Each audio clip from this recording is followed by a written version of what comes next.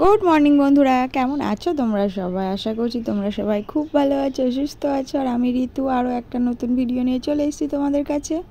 তো আজকের ভিডিওটা খুব একটা বড় হবে না, আজকে খুবই ছোট্ট একটা ভিডিও দিচ্ছি। আসলে কি বলো তো, মানে কাজ করছি সারাদিনে প্রচুর, কিন্তু সব কিছু আর ওই ক্যামেরাবন্দি করা হচ্ছে না, যেই জন্য ওই যতটুকু মানে কাজের ফাঁকে ফাঁকে একটু একটু পারছি ততটুকুই তোমাদের সঙ্গে শেয়ার করছি। আর এই দেখো, এই অ্যালোভেরাটা আমি আমার বরকে নিয়ে আসতে বলেছিলাম, একটা অ্যালোভেরা এনে দিও, তো সে নিয়ে এসছে এটা। আর তাছাড়াও ব্যাগের মধ্যে আরও জিনিস নিয়ে এসছে। এই যে এখানে মুগ ডাল, আসলে প্রতিদিন অল্প অল্প করে কিনছি, তো তাই বললাম একটু বেশি করে এনে দাও আজকে, মানে নিরামিষ দিনগুলোতে মুগ ডালটা লাগে। আর আমাদের বাড়িতে এই দেখো, এই যে ছোট ছোট পিঁপড়েগুলো প্রচুর আসছে।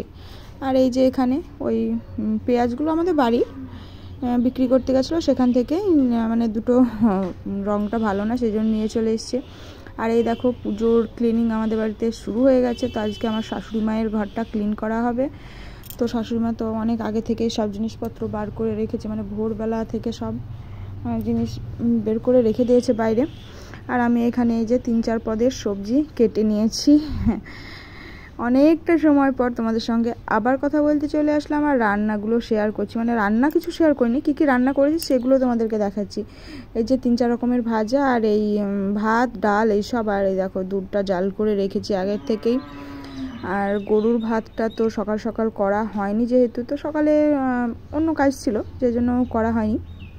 তো দেখো, গরুর ভাতটা বসিয়ে দিয়েছি, ভাতটা কিন্তু এখনও ফুটছে। তো আর আমাকে জ্বালান দিতে হবে না, কারণ কী বলতো, গরুর ভাত খুদের ভাত, তো ওই জন্য ফুটে গেলে আর জাল দিতে হয় না। মানে একটু বেশ ভালো করে একটু জাল দিয়ে ফুটিয়ে দিলেই ব্যাস হয়ে গেল। তো ঘরটা ভালো করে মুছে নিই। আর আমার শাশুড়ি মা তো ঘর মানে ক্লিন করার কাজ শুরু করে দিয়েছে। ঘর সোজা কথায় আমাদের এখানে বলে পুজোয় ঘর ঝাড়া, মানে তুমি যতই ঘর পরিষ্কার করো যাই করো, কিন্তু পুজোর সময় একদিন ওই সব জিনিসপত্র বাইরে ফেলে ঘরটা তোমাকে ঝেড়ে মুছে চকচকে করতে হবে, ধোয়া মুছো করে। এটাই হলো কথা। তো আজকে থেকে আমাদের পুজোর ঘর ঝাড়া শুরু হয়ে গেছে। আর তাছাড়াও 2 দিন পরেই হচ্ছে আমার শাশুড়ি মায়ের ডালা পুজো। তো ডালা পুজোর আগেই আমাদের ঘর ঝাড়া করতে হয়, ঘর ঝাড়তে হয়। তো সেই কাজ শুরু হয়ে গেছে।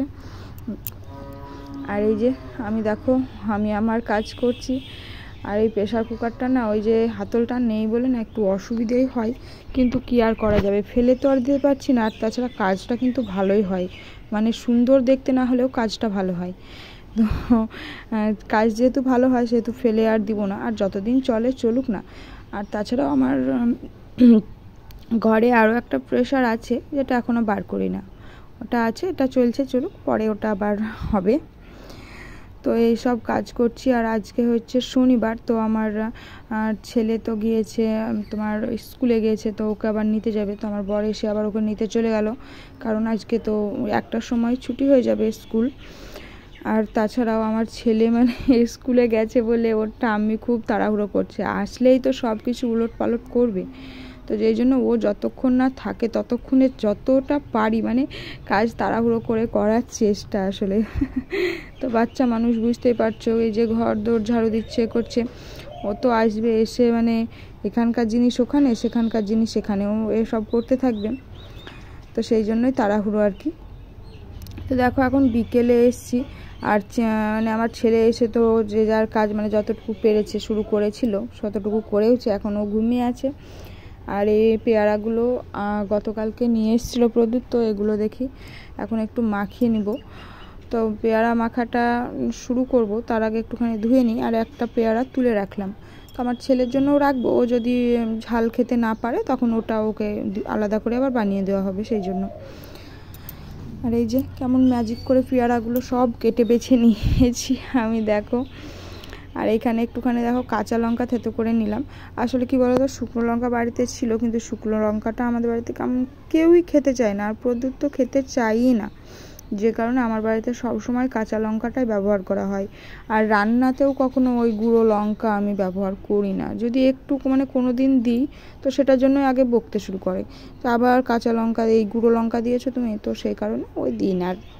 তো দেখো, মাখাটা একদম খুবই সুন্দর হয়েছে, খুবই সুন্দর হয়েছে। একটা বার দেখো গোটা থেকে গেছে, বুঝতে পারিনি। তো এখন নিয়ে যাচ্ছি, শাশুড়ি মায়ের জন্য দিয়ে দিলাম, আর হচ্ছে আমার ছেলের জন্য একটু তুলে রাখলাম, আর এই বাকিটা নিয়ে যাচ্ছি এখন আমি আর আমার বর মশাই দোকানে বসে বসে খাবো। এই যে হাতে ধরিয়ে দিয়েছি, খাচ্ছে, আমিও এখন খাবো। আর সত্যি বলছি পেয়ারা মাখাটা একদম দোকানে মানে ওই রাস্তার ধারে যেভাবে মাখিয়ে দেয় না দোকানে, ঠিক তেমনই হয়েছে, খুবই সুন্দর হয়েছে। তো আমার বর তো বেশ ভালোই বললো খুব ভালো হয়েছে পেয়ারা মাখাটা, একদম দোকানের মতোই লাগছে। তো আমিও খুশি হলাম। তো যাই হোক, ভালো থেকো, সুস্থ থেকো, টাটা।